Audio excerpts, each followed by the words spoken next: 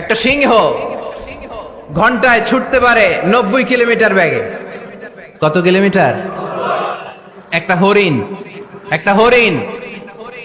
হরিণ ঘন্টায় ছুটতে পারে 100 কিলোমিটার বেগে। তাহলে কে জোরে ছুটে? জোরে বলতে হবে। সিংহ কত কিলোমিটার? হরিণ।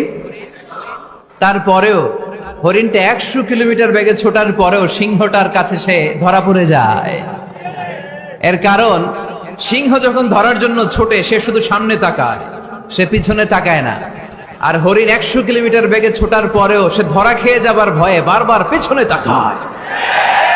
আর পিছনে তাকার কারণে ওর গতিটা স্লো হয়ে যায় আর সিংহের হাতে বধ হয়ে যায়।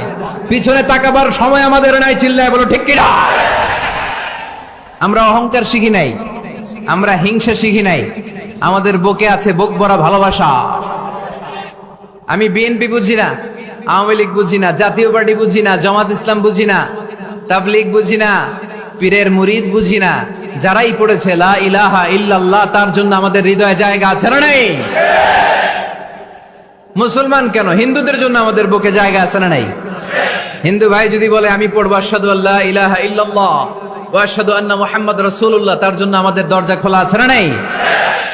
This is the beauty of Islam. এটা ইসলামের সৌন্দর্য, এটা অনেকে বুঝতে চায় না। আল্লাহ আমাদেরকে সহি সমঝ দান করুক, আমরা পড়ি আমিন। হিংসা, বিদ্বেষ, অন্যের পিছু লেগে থাকা, গীবত করা, অন্যকে গালিগালাজ করা, অন্যকে কাফের মুশরিক বলে ফতুয়া দিয়ে এই পবিত্র মঞ্চগুলোকে নষ্ট হওয়া থেকে যেন আমরা বিরত থাকতে পারি। আওয়াজ করে পড়তে হবে আমিন।